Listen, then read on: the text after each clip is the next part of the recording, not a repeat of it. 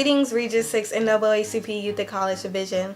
My name is Brittany Burnham, and I am the current Texas NAACP State Secretary. And in today's Executive Committee video training segment, I will go over how to stay in compliance. Now, staying in compliance is not important to me just because I'm a state officer and that's a concern for all of us with our units. But it's very important to me just because I also served as a unit president for 2 years, and coming in my first year, I found out our unit was out of compliance because of our memberships were all expired.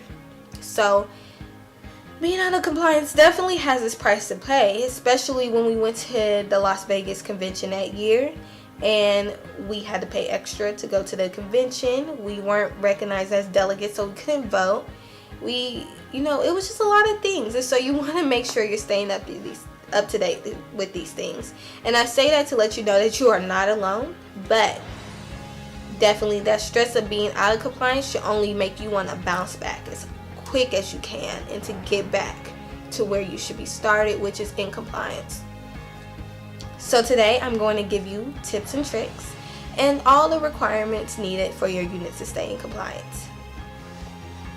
First things first is your unit must maintain 25 members, not below, because you will be out of compliance. Exactly 25 members and up, and you should try to stay above that.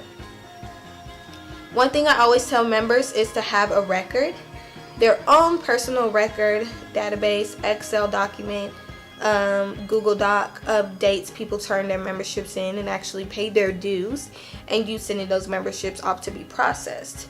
We all know memberships in nationals can be a little slow sometimes. So if anything goes wrong, you want to make sure you have your personal records so you can hold them accountable on when you turn these memberships in, or these memberships are not expired. So you want to make sure you are up to date on that. Also, holding your own self accountable so you're always paying attention when dates expire and you need to re-up on those memberships. So keep that as a priority, and everything will be fine. Secondly, your unit needs to pay all annual assessments as well as filling out and turning in that financial year-end reports.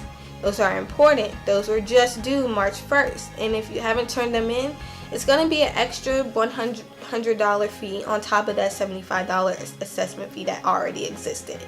Please don't wait till the last minute to fill this out. It's only going to make you stressed out even more because it has to be postmarked on a date to be recognized as turned in on time.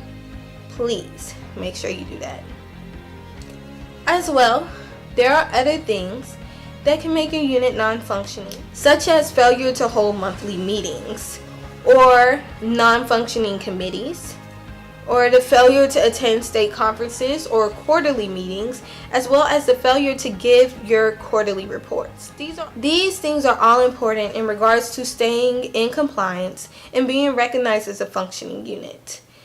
Please make sure you're staying up to date to these things and that you're making sure being in compliance is one of your priorities as a unit, and everything follows. This concludes the NAACP Executive Committee training segment for staying in compliance. And if you have any questions, please contact your state area conference officers or email your state area conference advisor. Thank you. As always, stay fired up and ready to work.